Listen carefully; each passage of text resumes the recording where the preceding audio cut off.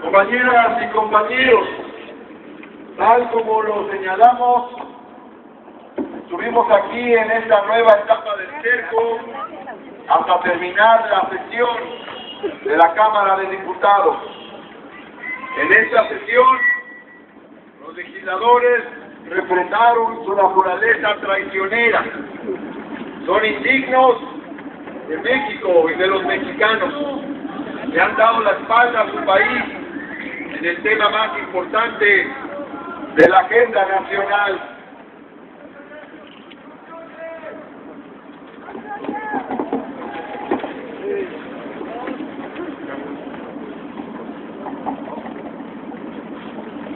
Y al concluir esta etapa,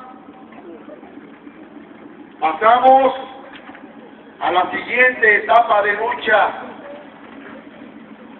Pero antes de describir los pasos que vamos a dar en esta batalla, quisiera también refrendar algunas conclusiones. El tamaño del daño que se ha hecho al país es enorme y es difícil de cuantificar. Es un daño que se expresa en múltiples aspectos y hemos señalado y hoy reiteramos algunos de ellos. Con esta reforma se da lugar, en primer lugar, a un agotamiento acelerado de las reservas petroleras de México. También, por otro lado, se debilita la balanza de divisas de nuestro país, pues el petróleo ha sido el principal instrumento para obtenerlas. De igual manera, se debilita el presupuesto, pues el petróleo es la principal fuente fiscal de México, más importante que el IVA o el impuesto sobre la renta. En consecuencia, en cuarto lugar, tendremos menos recursos para salud, educación, vivienda, bienestar social, pensiones, seguridad. En quinto lugar, también en consecuencia, el gobierno buscará aumentar los impuestos año con año para resarcir la pérdida de ingresos derivada de la privatización del petróleo. En sexto lugar, esta reforma propiciará una mayor concentración de riqueza, fortalecimiento de los grandes magnates, de los 35 más ricos, o en su caso, el surgimiento de nuevos magnates a costa de la miseria de los demás.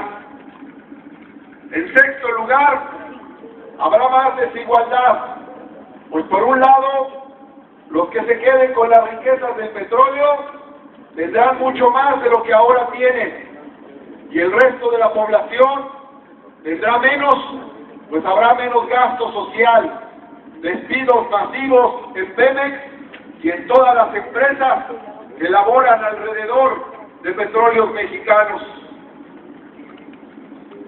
En octavo lugar, tendremos también como una grave consecuencia la desnacionalización de la principal rama económica de nuestro país. No solo entrarán al juego, al nuevo mercado, como se dice pomposamente, empresas privadas, sino particularmente empresas privadas extranjeras. En noveno lugar, y como consecuencia de ello, se debilitará la soberanía nacional. Las grandes transnacionales que ponen y quitan gobiernos, que son las financiadoras de guerras en el Medio Oriente y otros lugares del mundo, tendrán un enorme poder no solo económico, sino político.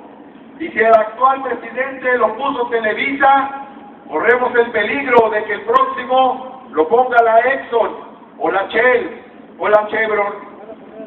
Y en décimo lugar, se generará una destrucción de una parte fundamental de nuestro orgullo y de nuestra identidad nacional, que es el petróleo, pues como lo hemos dicho, el petróleo es en México historia, revolución y movimiento. Por todas estas razones, repudiamos la llamada reforma energética aprobada en las cámaras de senadores y de diputados. Repudiamos también al conjunto de diputados y senadores que se comportaron como lacayos y traidores en el momento más decisivo de la actual legislatura.